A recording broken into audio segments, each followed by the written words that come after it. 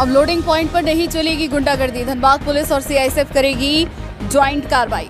बता दें, धनबाद के विभिन्न आउटसोर्सिंग कंपनियों के साथ साथ लोडिंग पॉइंट पर वर्चस्व को लेकर आए दिन होने वाली गोलीबारी, फायरिंग एवं बमबाजी की घटनाओं पर अंकुश लगाने के लिए धनबाद पुलिस ने अब कमर कस लिया है।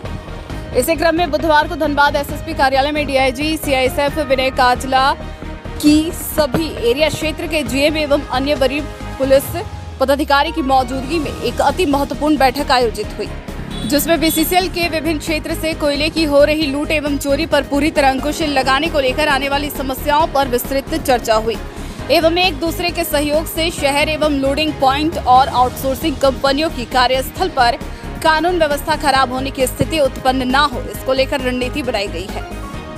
वहीं बैठक के बाद एसएसपी हरदीप पी जनार्दनन ने बताया कि प्रभावी रूप से जिले में अवैध कोयला खनन, ट्रांसपोर्टिंग एवं तस्करी के साथ साथ लोडिंग पॉइंट पर आए दिन होने वाले मारपीट, बमबाजी, गोलीबारी और फायरिंग आदि की समस्याओं पर रोक लगाने के लिए आज एक संयुक्त बैठक आयोजित की गई, जिसमें लोडिंग पॉइंट पर बीसीसीएल आउटसोर्सिंग कंपनियों एवं सीआईएसएफ को विधि व्यवस्था साधारण में होने वाली परेशानियों पर विस्तृत चर्चा हुई और भविष्य में सभी के सहयोग से वहां की विधि व्यवस्था ठीक रखने के साथ साथ अवैध कोयला चोरी एवं उसके ट्रांसपोर्टिंग पर लगाम लगाने के लिए रणनीति के साथ काम करने पर सहमति बनी है। आज धनबाद एक कोयला का राजधानी है। कोयला को लेके हमेशा यहाँ पे कुछ समस्याएं रहते हैं। आउटसोर्सिंग कंपनियां का कुछ समस्या रहती है, बीसीसीएल का कुछ समस्या रहती है, उसमें पुलिस का भी कुछ समस्या है, बीसीसीएल का है। ये सब का एक पहली सबके साथ एक सब स्टेक होल्डर के साथ आज एक मीटिंग यहाँ पे किया है।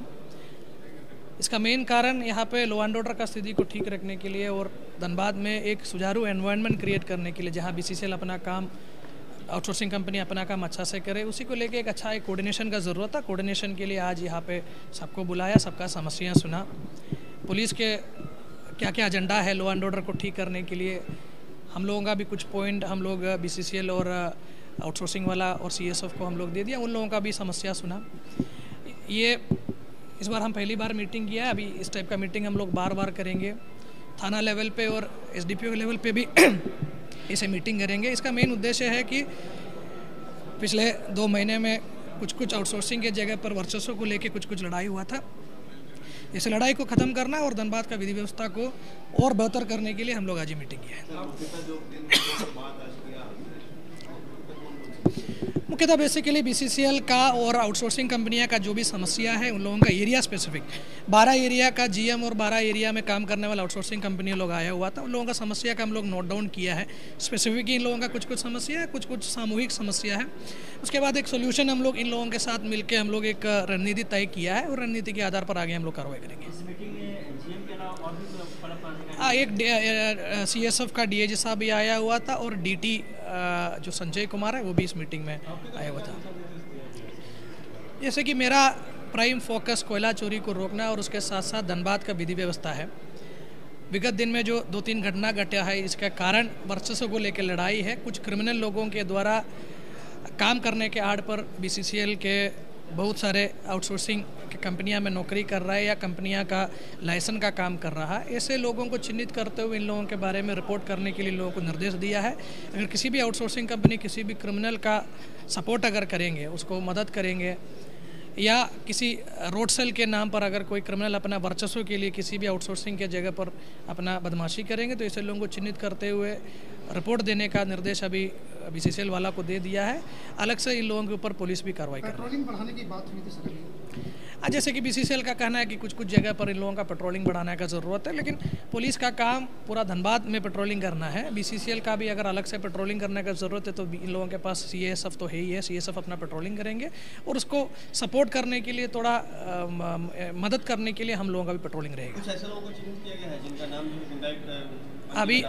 अभी हम लोग इलेक्शन के चलते और जो 2-3 घटना जो घटा है उसी के चलते ऑलमोस्ट 700-800 लोगों का लिस्ट हम लोग धनबाद का बनाया हुआ है, जो हैबिचुअल क्रिमिनल है और बहुत गंभीर क्रिमिनल केसेस में जेल में जा चुका है या नाम एफआईआर में आया है। ऐसे लोगों को हम लोग चिन्हित किया। इन लोगों के ऊपर हम लोग प्रिवेंटिव एक्शन भी कर रहे हैं और जिसके ऊपर 3 से अधिक केस है, ऐसे लोगों के ऊपर हम लोग सीसीए का भी प्रपोजल हम लोग तैयार कर रहे हैं। अभी आप लोग खुद देख रहा है, जहाँ भी कुछ लॉ एंड ऑर्डर इश्यू अभी हुआ है, हम लोग FIR करके हम लोग अभी कड़क कार्रवाई की है, उसी के चलते अभी शांत है। अब ऐसे घटनाओं का पुनरावृत्ति ना हो, उसी के लेके भी हम लोग अभी पहल कर रहे हैं। उसमें टोटल 3 FIR हुआ है। उसमें दोनों जो पक्ष अपने अपने खिलाफ जो लिख करके दिया है उस पर भी FIR हुआ, उसके साथ साथ जो मजिस्ट्रेट जो हमारा वहाँ पे साथ में था उस मजिस्ट्रेट के बयान पर भी हम लोग FIR किया है। उनकी भी जिम्मेदारी तय की गई है। CSF का जिम्मेदारी ऑलरेडी BCCL के द्वारा तय किया गया ही है और ये लोग हम लोगों को अपना काम करने में हमेशा मदद भी कर रहा है।